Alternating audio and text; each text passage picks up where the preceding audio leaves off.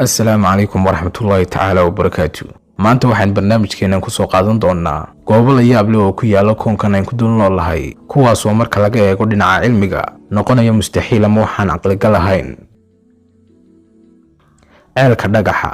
ceelkani wuxuu awood u leeyahay inuu u bedelo shay walba dhagax, laakiin maaha si dhaqsa. waxa qasaba in shaygaasi uu hoos yaalo ceelka muddo 2 bilooda. wuxuu ku yaalaa ceelkani agagaarka webiga Neef ee ku yaala waddanka Ingiriiska, wuxuuna jiray qarniyo aad u badan. dadka halkaas degan waxay aaminsan yihiin in ceelkan lagu nacdalay shaydaan, sababtaasna uu sidan la noqday. laakiin arrinku sida uu ka duwan yahay, waxay khubaradu daraaseeyeen waxay ka samaysan yihiin biyaha ceelkani, waxayna ogaadeen inay ku jiraan biyaha xaddi badan oo macdana. marka la hoos dhigo biyahana shay waxa daboolaya shaygaas maadadaas macdanta, waxayna u samaynaysaa dahaadh adag oo u eg dhagaxa.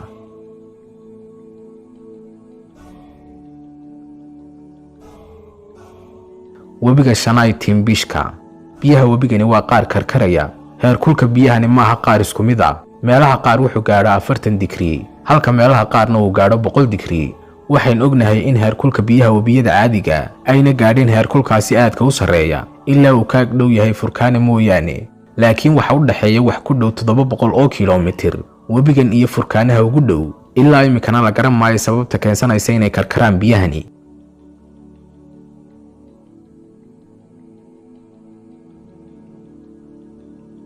harada buluuga. qaar badan oo kamid ah dadka dalxiisayaasha ayaa u soo safra waddanka Japan si ay u soo arkaan haradan buluuga ee midabaysan. marka aad aragto biyo caadi ah oo leh midab gooni ah oo lala yaabo, waxa laga yaabaa inaad ku fikirto in lagu dhex walaaqay biyaha maadooyin kiimika si loo nadiifiyo loona soo jiito indhaha dalxiisayaasha.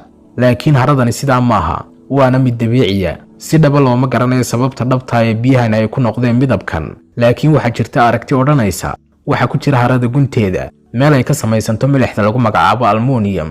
marka ay ku dhacaan fallaadhaha cadceeduna ay samaynayso midabkan buluuga, iyadoo aanu qofna garanayn sababta dhabta.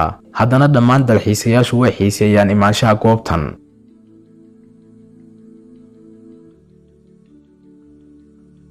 dhagaxaanta codka leh. haddii aad tagtay mar magaalada Portistan ee ku taalla waddanka Maraykanka, waxa qasaba inaad aragtay dabeecaddan cajiibka. waa dhagaxaan samaynaya cod marka lagu dhufto dubaha. waxa caadi ah in marka aad ku dhufato dhagaxa dubaha uu samaynayo sanqadh ama cod, laakiin tani gabi ahaanba way ka duwan tahay. waxay weerarisay dabeecaddan la yaab kale qaar badan oo kamid ah khubarada iyo dadka leh cilmiga geologiga. marka aad ku dhufato dubaha dhagaxa, waxaad maqlaysaa cod xoogan sida inuu dhagaxu ka samaysan yahay macdan, gudihiisuna uu madhan yahay.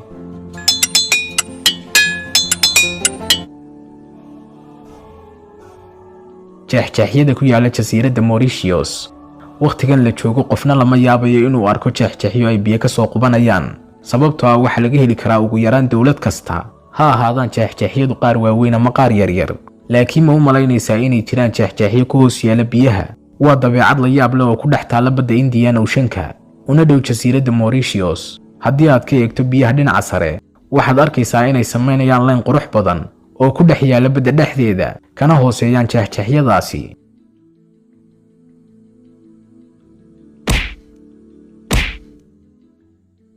haddii aad jeclaysanayso daawada inaad booqato meelahan ay soo sheegnay, taabo calaamadda like, nagulana wadaag dhanka hoose ee kommentiga halka aad jeclaan lahayd inaad booqato. hana naga iloobin haddii aad ku cusub tahay.